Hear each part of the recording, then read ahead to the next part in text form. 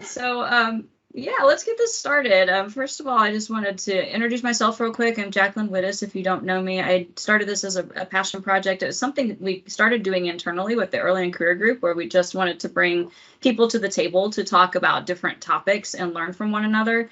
And so that's the heart of this whole meeting, is just to be students of each other's experiences. And it kind of evolved. A lot of job seekers and people who wanted to learn networking, military transition folks started joining. So it sort of shaped a little bit more into help for job seekers, or just people looking at career gap or pivot, things like that.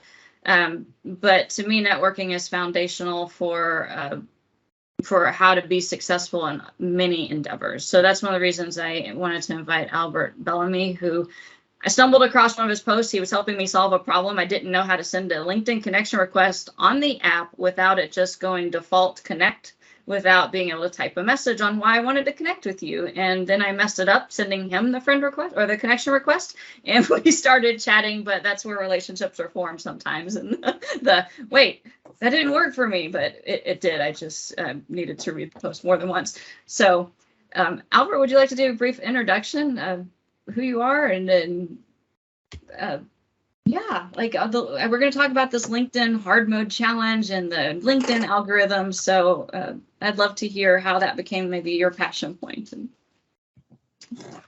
Absolutely, I appreciate the intro and the invite.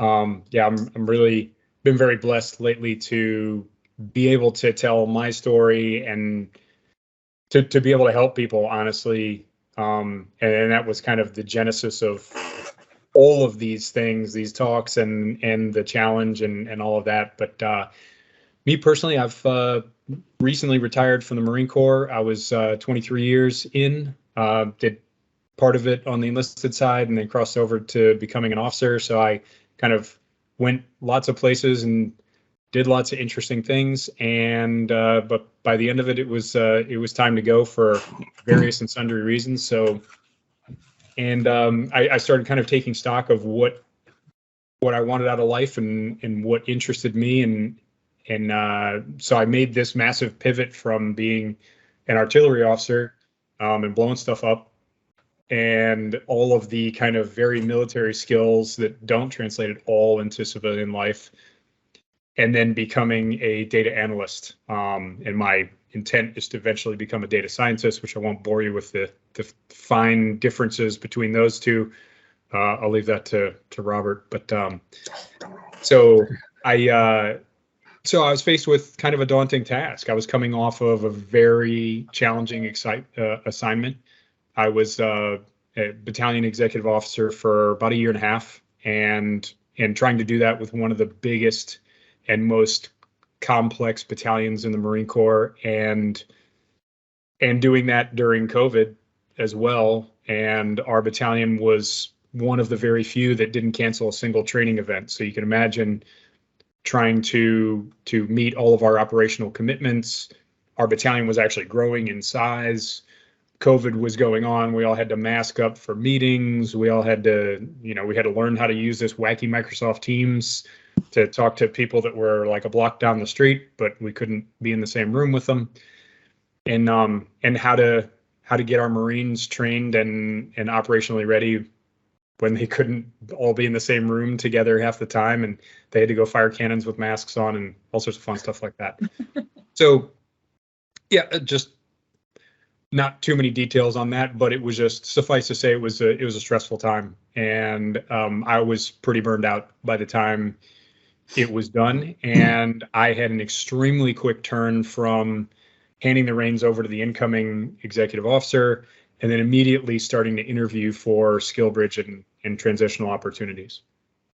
And I was very lucky in that I had already done some thought and planning and had already gone and gotten a master's degree. And so I didn't have to spend a ton of time figuring out what I wanted to do when I grew up.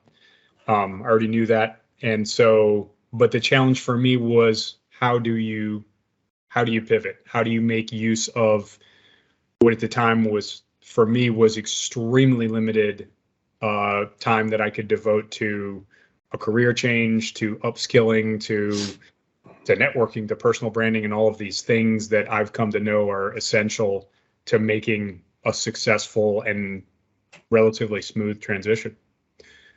And so the thing that I kind of keyed on was the use of LinkedIn and being able to do all of that stuff over the internet and with a platform that kind of took you by the hand and said, here's how to do it. And even with that kind of ease of transition and the fact that I don't have to go to 1,000 country clubs to meet 1,000 people at 1,000 networking events, I can just do it all through the magic of the internet.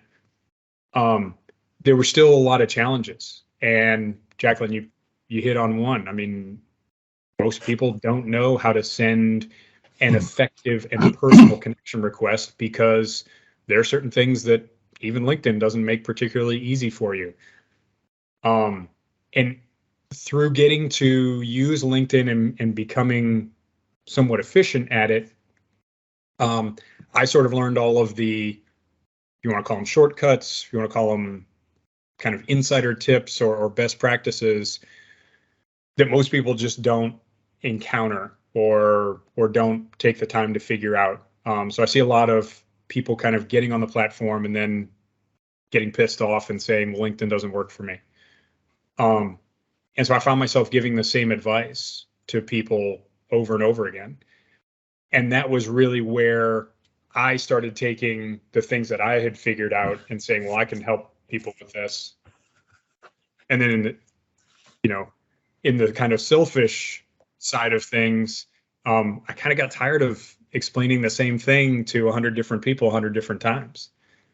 And so I figured I'd develop something where I could just direct them to it and say, there it is. There's the answers that I've figured out and I spelled out.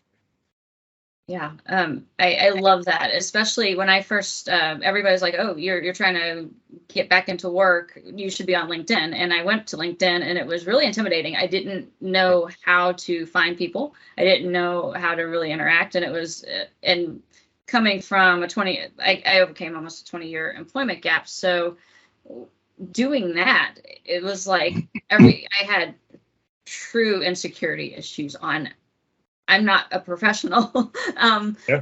And I had to convince myself of that. But there's an intimidation factor of just everybody here is a professional and they know what they're doing. So do I even belong in this space? So I love your challenge because it introduces people to the idea of you do belong. And this is how you can get that confidence that you do. So we are getting. Oh, sorry. That was just a praise on you, Albert, as a guest. But can you explain a little bit about how does your LinkedIn challenge work and why is it effective? Like, what do you do? It would be, there is a reactions button. If anybody has done the LinkedIn challenge and wants to do like a thumbs up or something, it'd be cool to see how many people are alumni in this group that are here. Just out of curiosity. So. Where is it?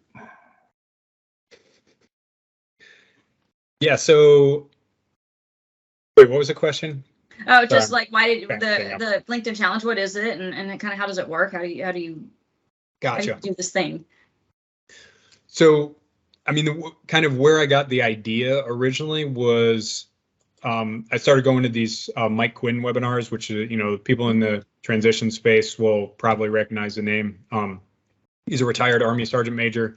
Got out, really struggled with this transition initially, and then had to take a step back and realize that it's a whole new job, it's a whole new life. It's completely different, and you can't, unless you're going into some GS or governmental DoD job where you're just transferring the exact same skills you used in the military over.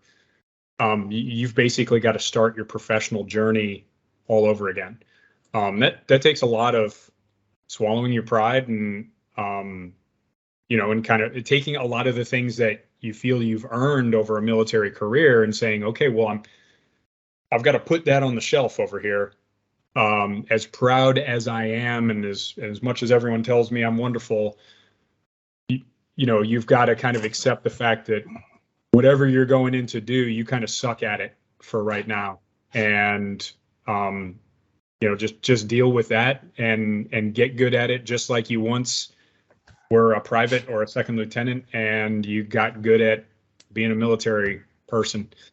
So anyway, going to Mike's webinars where he teaches a ton of the sort of insider tricks of using LinkedIn, because he's a huge proponent of it. It's got 350,000 followers, some ridiculous number. He at one point, I'd gone to a few webinars and there was kind of a little clique of people that were kind of repeat offenders at his webinars, and we all got to be friends and know each other.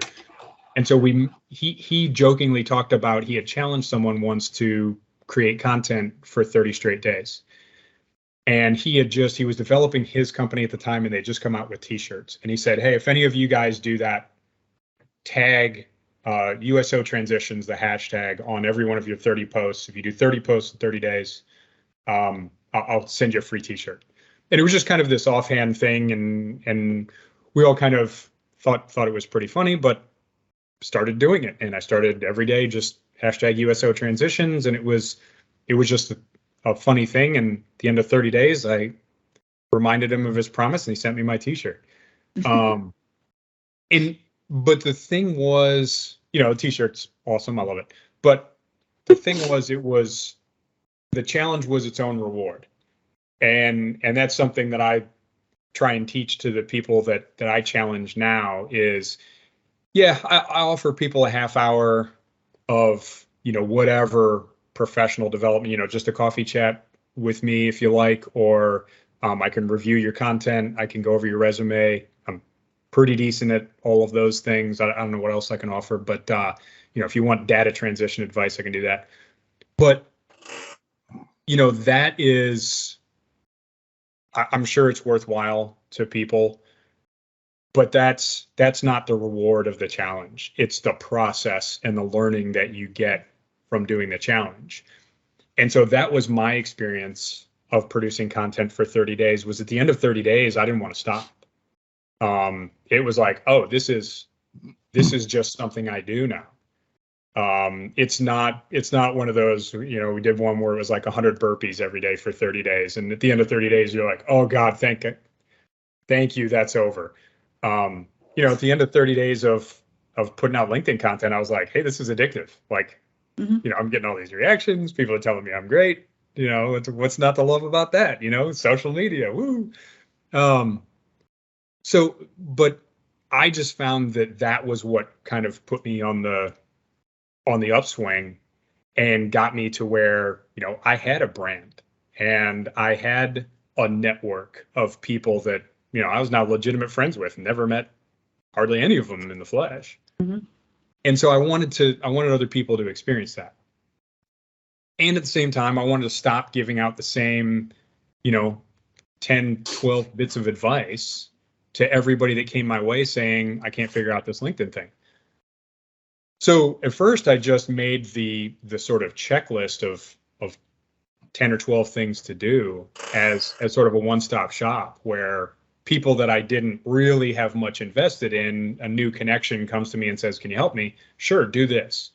Once you implement these things, come back and let me know. And then I said, well, 30-day challenge worked for me. Maybe it'll work for other people. Maybe I can get some kind of proof of concept out of this.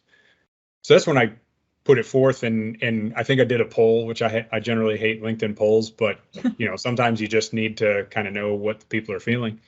And so I put it out there. It's like, hey, would anybody be interested in doing this? The poll just went, high and to the right. It was like 30,000 views and, 500 votes or something like that. And people seemed largely interested. I put a couple of funny options on there as well, but it was well received. And and so we launched it. I think the first one was in November, and it was kind of serendipitous because it was like the 1st of November was a Monday. It's a 30-day month. So it's just nicely bookended. It's like, hey, you can start on November 1st, you're done on the 30th.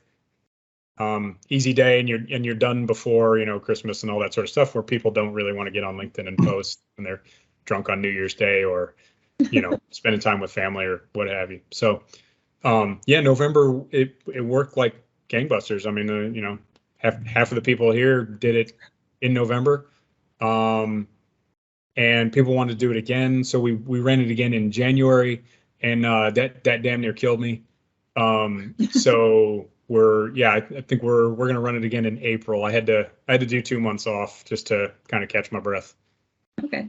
Yeah, I didn't realize that November was the first one, because that's about the time I actually saw one of your participants posting regularly, and what is this thing? So that's pretty cool. And I had to laugh at the t-shirt story, because I know you're also a runner and will do just about anything for a t-shirt. So. Oh yeah. Or a mug or a medal, or whatever silly trinket they want to give out for my $150 registration fee. Yeah. It's still true for me in Microsoft, though. It's like if they say fill out this survey and you'll get a chance to win a t-shirt, I'm like, survey, yes, I'm on it. I'm on it. So I do understand that. So as far as the challenge, I guess it's kind of to help you learn about the LinkedIn algorithm, how to kind of, I love the fact that LinkedIn is not an anonymous social media platform, that you don't have to be actually connected to still connect with people, or to still follow their content, to still engage with them and build that community around it. And I think that's one of the great things. So your challenge is one of those that allows people to find one another. And part of that is because of the algorithm. Do you have any insights on, and I know it's a constantly evolving thing, so it's hard to be like, do you have insights on this? And it's going to be the same 2 weeks from now. But like, what have you found are best practices to really understand the algorithm, to make sure your posts are being seen and engaged with, things like that?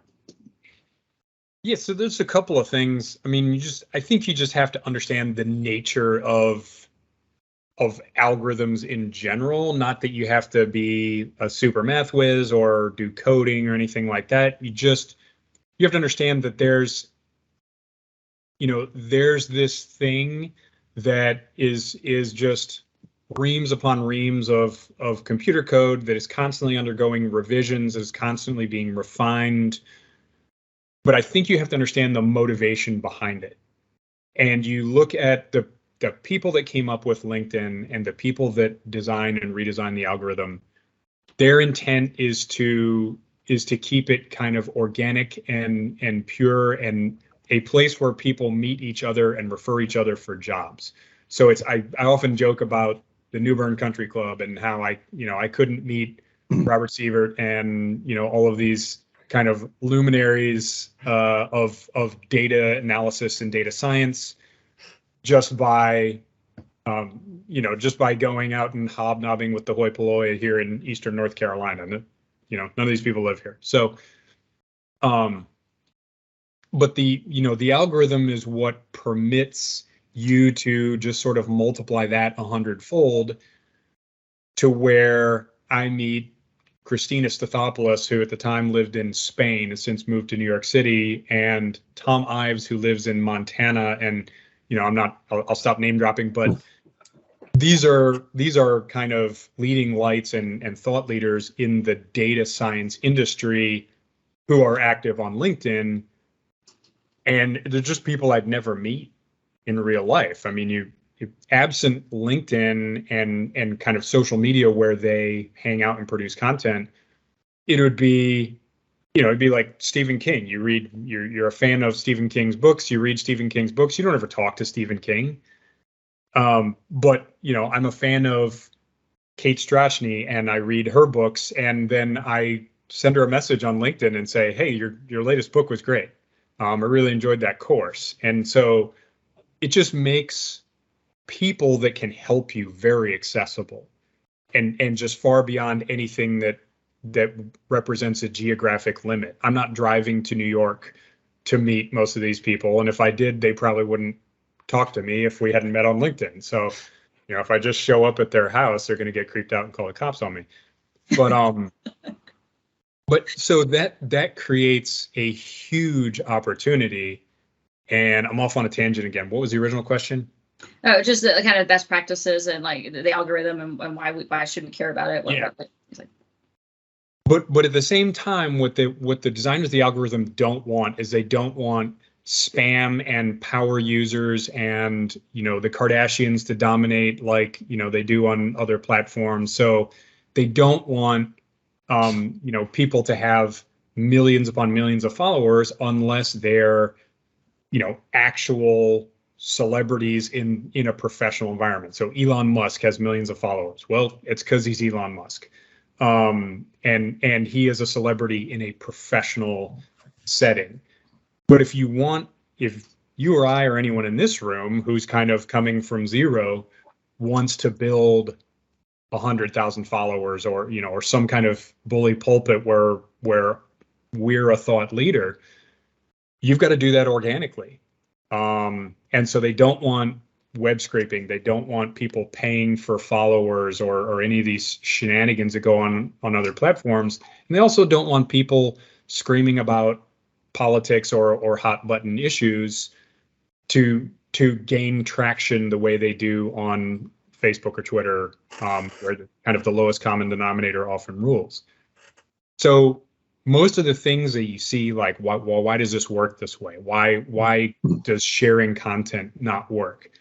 Well, the reason why is because that's all you see on Facebook, and it's annoying. It's why people turn away from such platforms. It's not useful. It's not what it was intended to be anymore.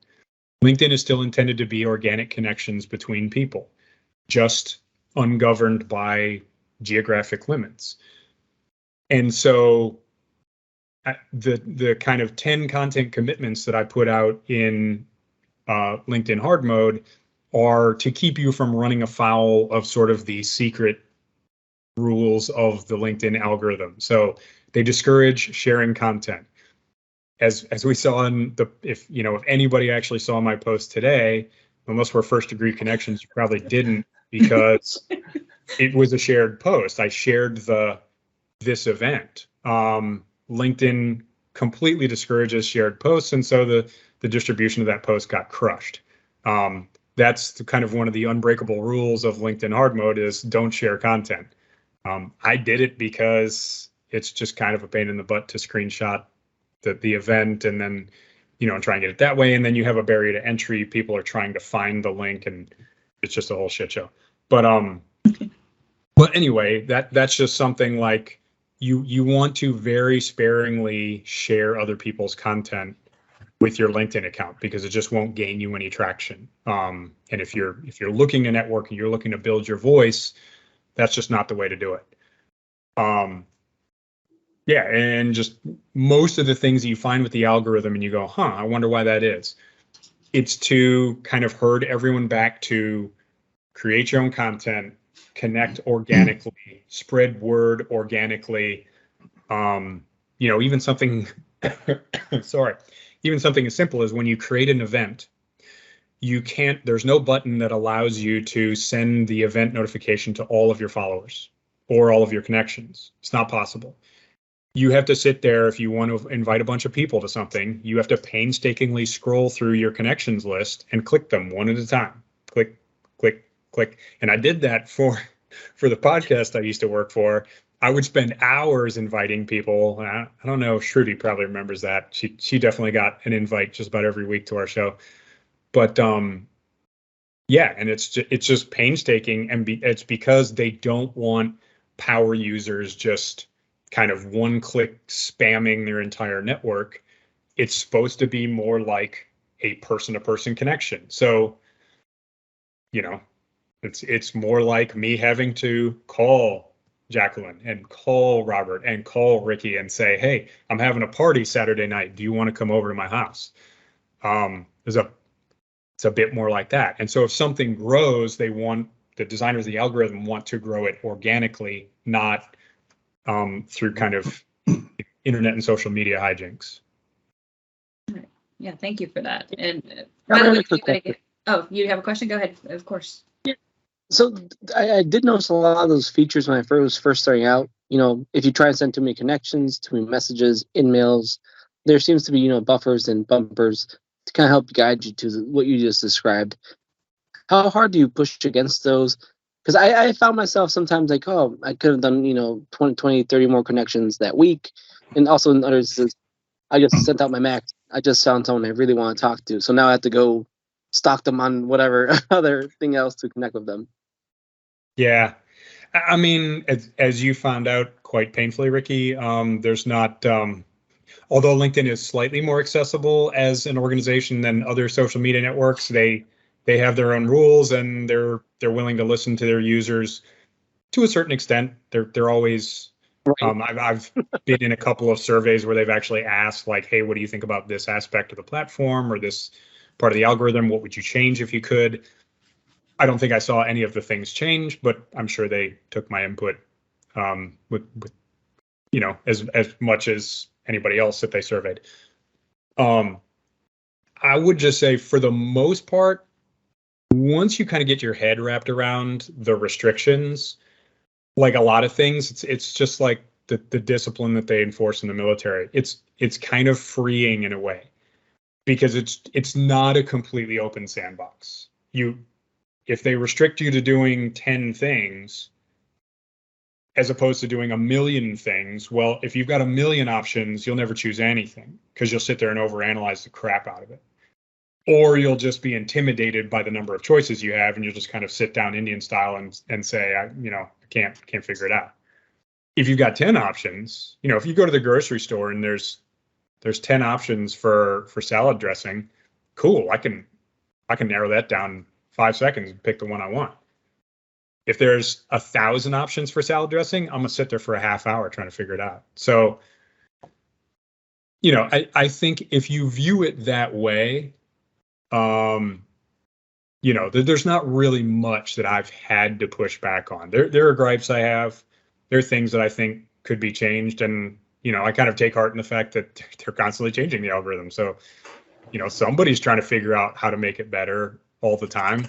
And if I feel like it should be one way, I'm sure there's 1,000 people out there that think the exact opposite. So, it's like you don't always get the person you vote for. So, Yeah. Right. Somebody else got to vote too, including LinkedIn.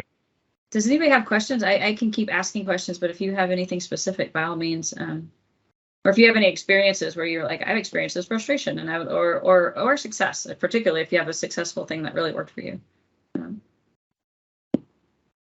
Option fatigue. Yes, I agree. Peter said that Netflix does so many options that it's hard to pick because of that. What is your take on posts centered on marketing yourself and your skills as a job seeker? I love that question. What's my take on them? I mean, they're constructive. That is content that can actually go viral. It's if you write it well. The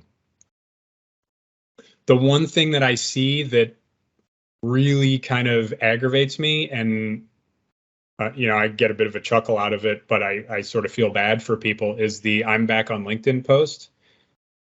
To where, like, you don't see anybody, and this is kind of why I harp on consistent content creation. Doesn't have to be every day for 30 days if you don't choose, but you got to be consistent. You got to have a presence and build a network and engage with that network. You see so many people that they get a job, and it's 6 months before you hear from them again. Mm-hmm. And 6 months later, they're posting like, "Hey everyone, I'm back on LinkedIn." And the immediate assumption is, "Oh, so you're getting downsized or fired. That's cool. Welcome back. I hope you enjoy executing the scramble drill, because that's what you're doing at this point. You've allowed your network to stagnate. Like, everyone's forgotten who you are. Best of luck."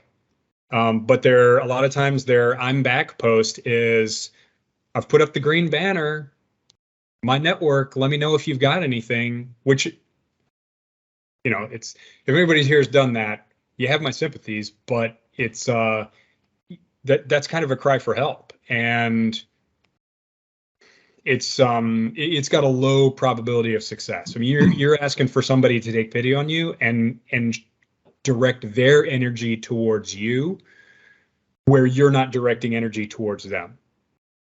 And so you're just, it's a mass appeal. Somebody help, throw me a lifeline. Mm-hmm.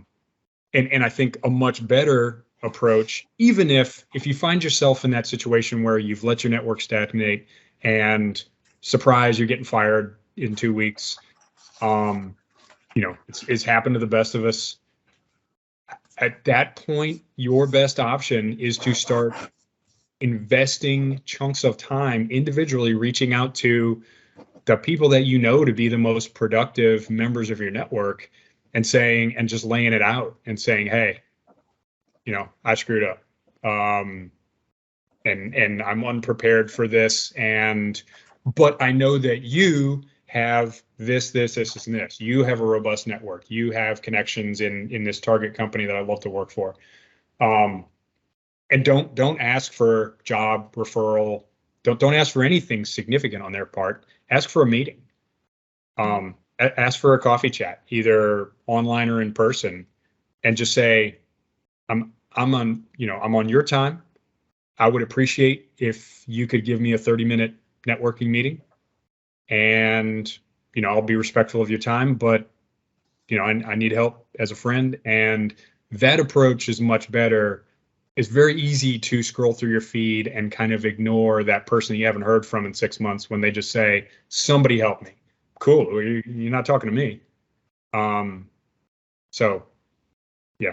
I definitely fell in that trap where I got really annoyed at my job, and I should say I knew I was ready for a change. I kind of got to that point where I'm not really growing in this role anymore, and it's frustrating for a bunch of reasons. And I was like, well, let me get back on LinkedIn. And what I found when I returned was this kind of sorrow, because I was at the point when I first got hired, engaging and posting and putting the journey out there. And I got overwhelmed in COVID, straight up, like with work and life and family and all those things. And I didn't feel like I had the margin, and people were asking for help, but I was like, I can't help myself right now. I don't know how I can help other people, but I stopped.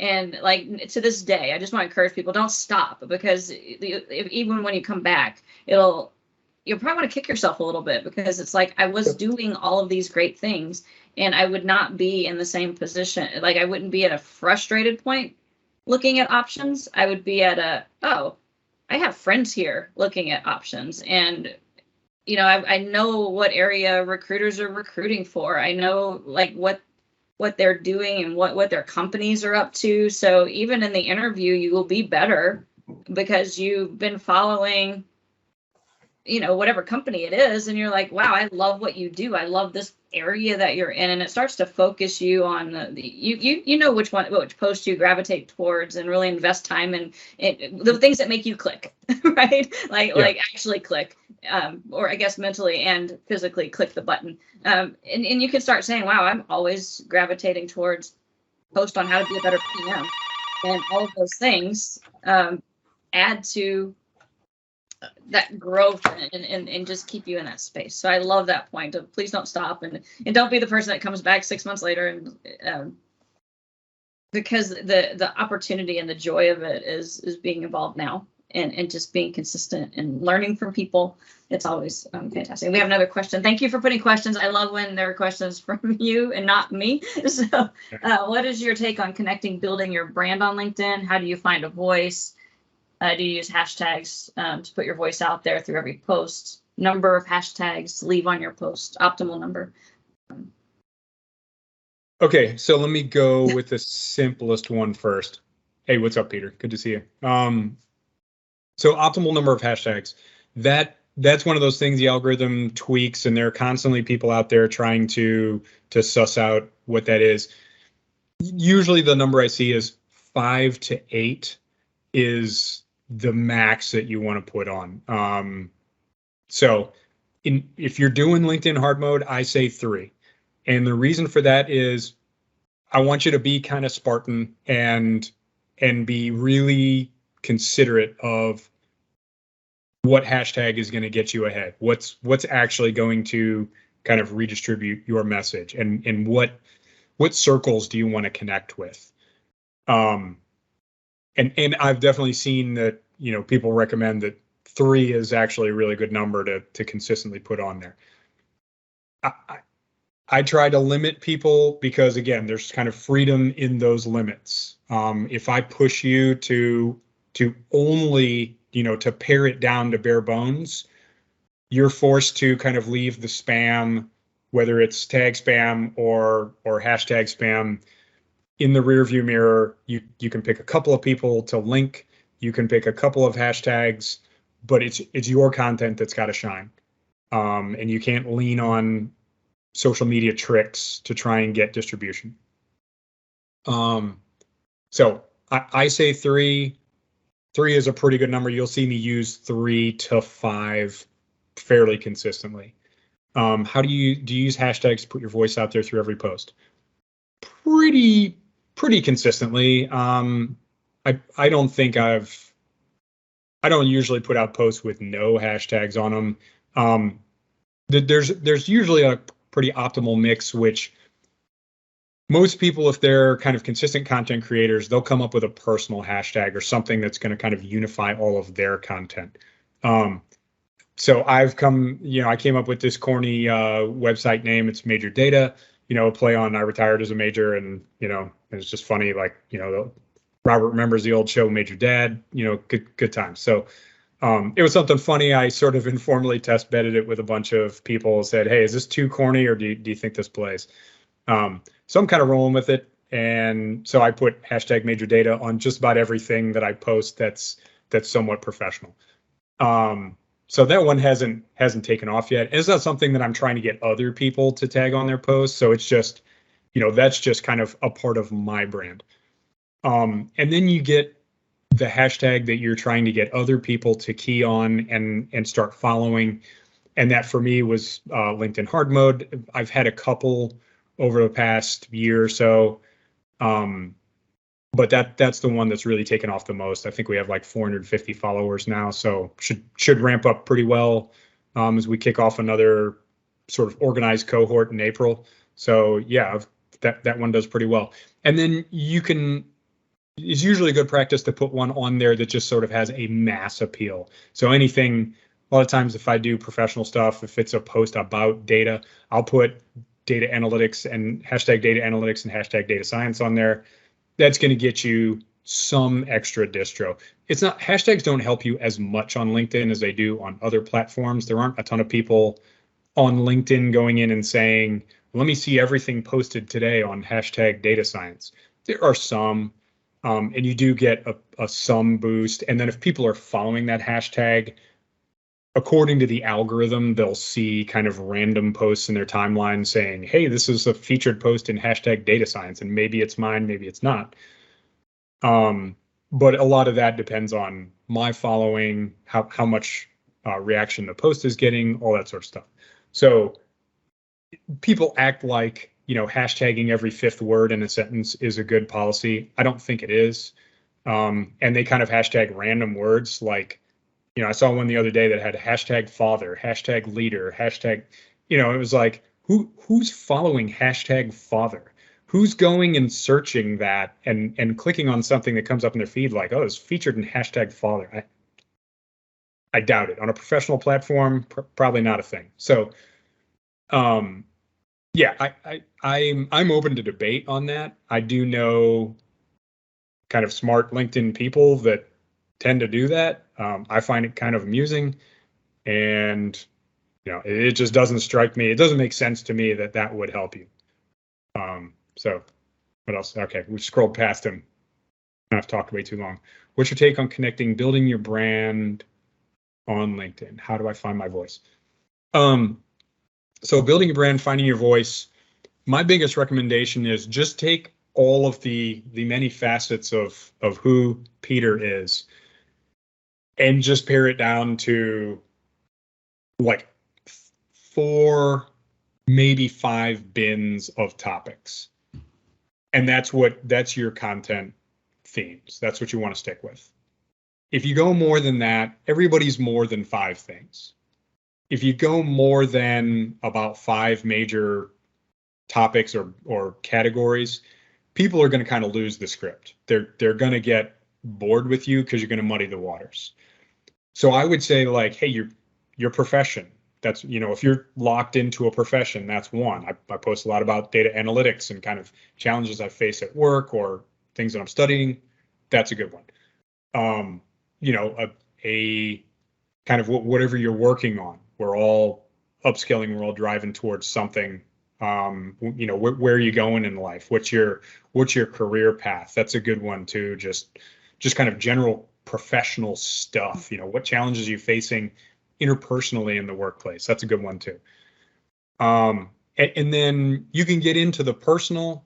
I have a graph that I tend to show where it's like the red circle of the Venn diagram is like the third rail stuff. So I tend to avoid. I'll mention faith every once in a while, but kind of the third rail issues are best to stay away from on LinkedIn, because it's like, hey, it's like a workplace. If you wouldn't sit there and talk about it at the water cooler, these hot button issues, if it's discouraged that you openly espouse your political opinions at work, well, you should probably avoid that on LinkedIn too, because your boss is on there and your company page is on there, and God knows who's looking at that one.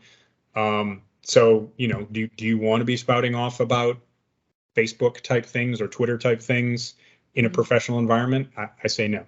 So I tend to post about the things my kids are doing. They're doing wonderful things. I tend to post about the things that my wife and I are doing. Did a fitness challenge a couple of weeks ago, and I posted like 5 times a day about that, because there's 5 events a day. So, but yeah, I think there's, and you can calibrate.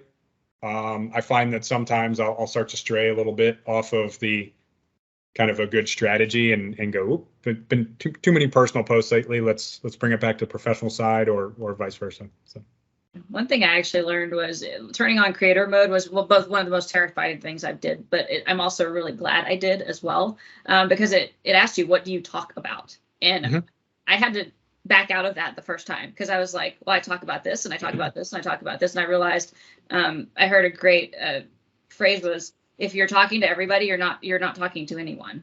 So you actually do want to kind of narrow that focus a bit. It's hard for me because there are a lot of things. I like shiny objects. I love shiny objects. Like whatever is a cool thing for the moment. So it's very easy to want to, oh, look at this cool thing happening over here. And particularly like Microsoft is doing 1,000 things. I could, if sharing were a positive thing, share all day just on what my company is doing. But is that really where my headspace is in, or do I just think it's cool? So do you have any thoughts, just I guess, on creator mode? Like, should everybody be a creator? I think I heard a stat that only 1 to 3% of LinkedIn people actually create their own content versus interacting or sharing their own. So I don't know if you or not. I've heard that one too. It's you got to remember, there's so many, like, there's bot accounts all over the place. There's like dormant accounts. People get on there like when they're a freshman in college and like never touch it again until they're actually looking for a job. So yeah, there's all of that sort of bringing that number down. But yeah, it's definitely that most people on LinkedIn they're lurkers. They're they're just kind of observing the people that are out there, sort of man, woman in the arena, if you will. And so that's kind of my thing, is to encourage people to get over the fear, get over the imposter syndrome, get out there and just tell your own story. And when we think about if it's 1% or 3% or even 10%, the people in that 10% are interesting by definition. Everybody thinks their life is dull and ordinary, and it's like, well, who wants to listen to me? Well, as soon as you start speaking, there's 9 people to every one of you that is listening, not talking. And so you become one of the very select few as soon as you are willing to start talking about anything, even if it's terrible, even if your writing sucks and what you're talking about is boring. You're still talking, and someone's going to listen. Let's see. Does anybody? I don't want to step on anybody else if they have questions. No, April asks if you have something written or a guide with information on what to talk about. Originally my brand was going to be all storytelling, and then I realized I actually get way more excited about other things. So I did build a 31-day social media post guide. I'm happy if you connect with me on LinkedIn. If we're not already connected, I'm happy to send it your way. It's not my free thing off my mailing list anymore, but like it is, I think it's pretty solid, and you can reuse it over and over again. It's like, do you have an object on your desk that motivates you or reminds you why you're doing what you're doing? Like I have a silly rubber duck, and it reminds me that when I'm stuck at a problem, maybe talk to my duck, because often when I vocalize a question to somebody else, I have brainstorms in the moment. So that could be an entire LinkedIn post about why I have a rubber duck on my desk. I mean, she's cute, she's in a spot, everything. But you, for God's sake. I mean, I think Clippy you say, hey, Clippy, give me a content idea. And he's like, all right, here you go. Mm-hmm. Prince of Tide, or Tides, discuss. Yeah, if you can solve someone's problem someone's having, again, that's how Albert and I met. Was he like, I considered myself really good on LinkedIn, but I only used it on the web browser because I didn't know how to send a connection request through the app without it just sending connect. And then I would use an InMail to explain why I sent a connection request, and that was not efficient or good. So if you know of problems that you're solving for people, put it out there. Those are the ones that really can take off, because one person, usually you help one person and then their network sees it, and those are always good. Also, I do know we only have about 10 minutes left, so I do encourage it, if you use this as a place to connect with each other, feel free to drop your LinkedIn profiles in the chat, and I know I certainly add everybody who does that. So, and if you start creating content, then all of us in this room are probably more likely to interact with your content, because we know the importance of boosting each other in that. So, let's see, Brian has posted that 3 types of content he finds compelling is useful technical content, questions that generate great engagement and discussion, and honest personal stories of success, failures, and lessons learned. Those number 3 are actually my absolute favorite. So, oh yeah, success porn and failure porn, they work every time. Yeah, it's kind of funny because you can write those. I joke calling it porn, but it's a lot of times you can write those to where it's honest and people can tell, and you can write those to where it's kind of a wild cry for engagement and reaction and please let my post go viral. And once you've been on LinkedIn for a while, you can spot those a mile away too. So yeah, I would just say just be genuine about your content. But if you're kind of brazen about trolling for likes as well, I mean that gets you a lot of views. Your post might go viral, but yeah, I would just say, like, I don't know what you're accomplishing with that. My goal was never to get boatloads of views or followers. Just because that's just not productive. I'm not looking to monetize or become, some kind of internet celebrity. I'm looking to have a productive network for all of the things that, productive network is useful for. And then once I developed some expertise, I wanted to help people. Other than that, I don't really care about the rest of it. If you're looking to become internet famous, there's definitely better platforms than LinkedIn for that. I've actually heard TikTok is the place to do that right now, if you're not afraid of, like. I've had friends recommend I get on TikTok. I have an account.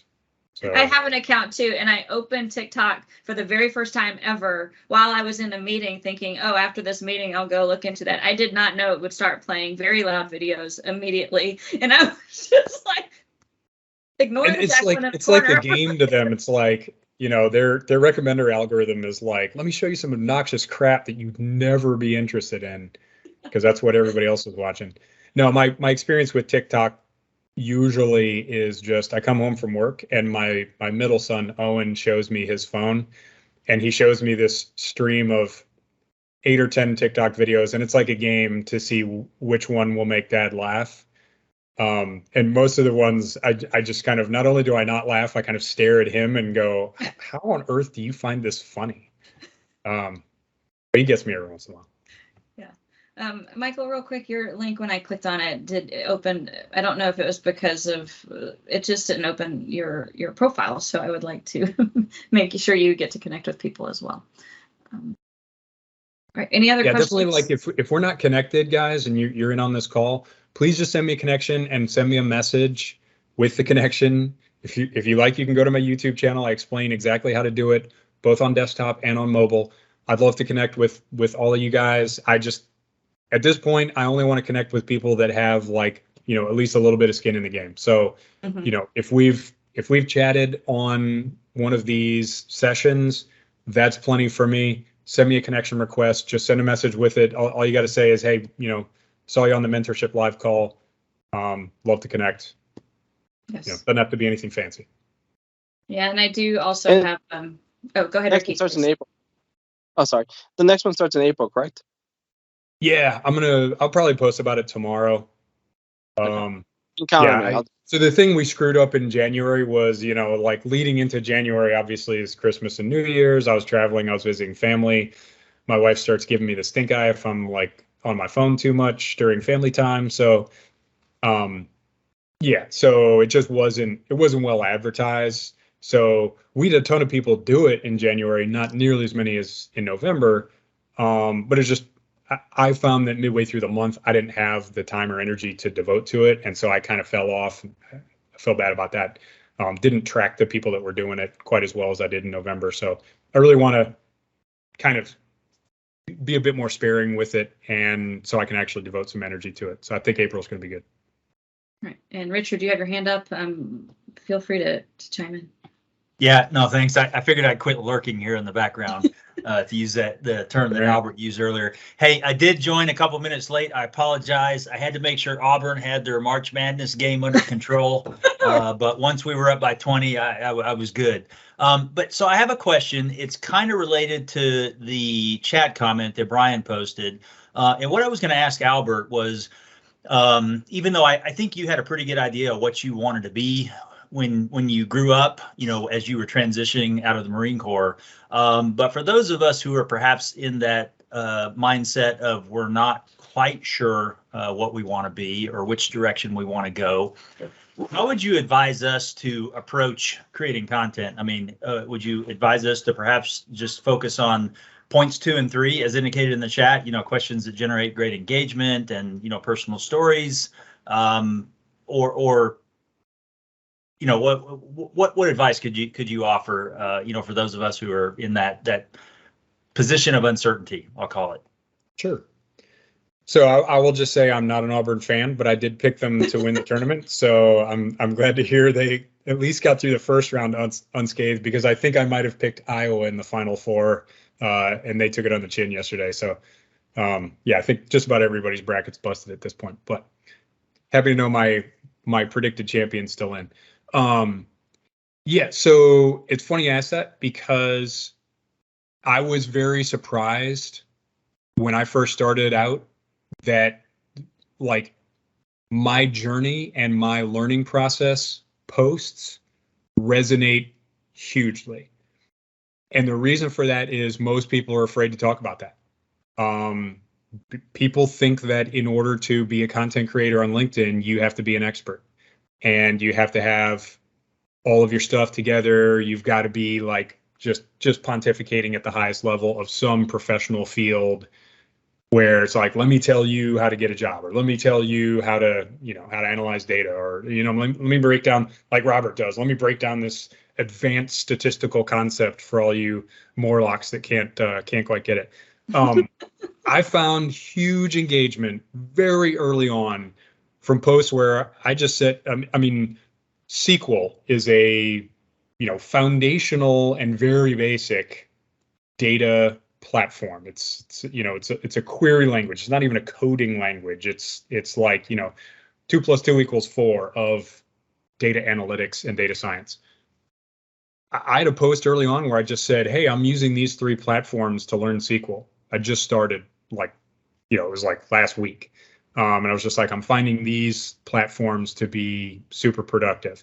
And I put some like emojis in it, and I think that attached a picture of like the SQL logo, the little cylinder stack. But it was nothing like, it wasn't like LinkedIn magic. It was just me kind of stumbling around. That thing blew up huge. And it got responses for days. And, I didn't know until much later why. But it was just, the reason why was I was unabashed about talking about it. It's like, hey, I don't know what the hell I'm doing, but I'm learning. And 2, there was an emotional bid in there. I said, hey, I'm using these platforms. Let me know, like happy to recommend them to anybody or exchange ideas. What platforms are you using? And it's just kind of, it was just kind of instinctive. It's like, this is how I'd start a conversation organically. But that's massive on LinkedIn. Just putting something out there where you appeal to other people's expertise, even people that were on the learning journey with me, who would never feel confident posting the post that I did, but they were fine with posting a comment saying, "Oh yeah, I'm using Data Camp as well. I really like this instructor. What chapter are you on?" Or I'm using something else. Do you think this one's better? There was just conversation after conversation that queued off of that post. And I learned so much just from that one and stuff that didn't even necessarily occur to me until much later. But then I found that, kind of my content porn was like being honest about, I'm just beginning this journey. Here's my first certificate from Data Camp for, Python 101. And that just resonates with everybody, because even the people that are light years ahead of me are like, hey, I remember when I did my first Python class. That's awesome. Click like.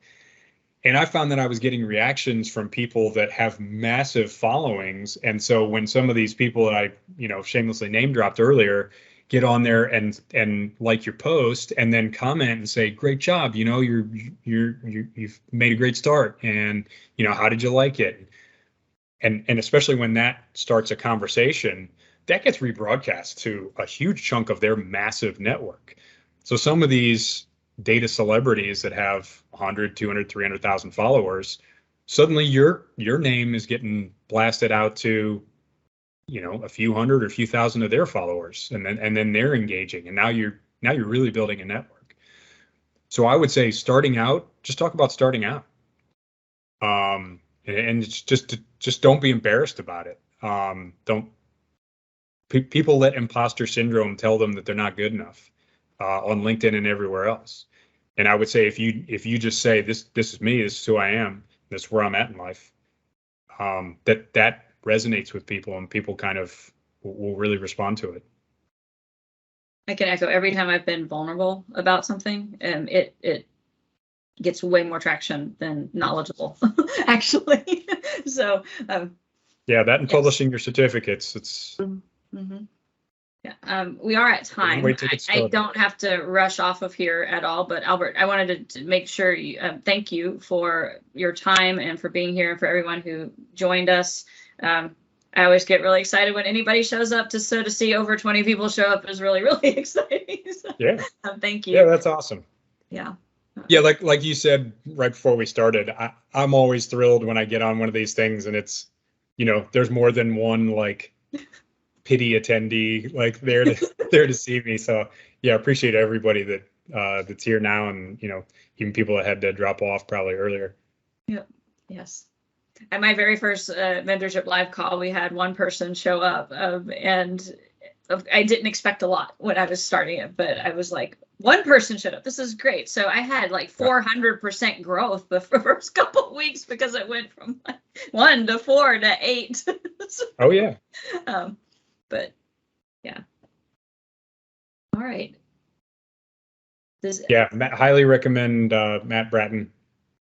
He is an expert in the analytics field, but we'll really talk very openly about his journey, and is super accommodating and a very, very nice man to anybody getting into that field. So good person to know, especially if you're doing anything in data or IT. Mm-hmm. He's a great person to follow. And he does a lot of kind of general professional content too. Yeah, I have, let's see, next week I have a hiring manager coming. His name's Chad Lewis. He's in the cybersecurity area. So if any of you are curious about cybersecurity, he is going to be talking about like the mysterious thing that happens after you apply for a job, as far as a hiring manager's perspective. So I'm really excited about that. He was my Linux professor when I was trying to get back into tech, and then he just continues to invest in people. So I think you'll enjoy those who want to join that. I'm really looking forward to his insights.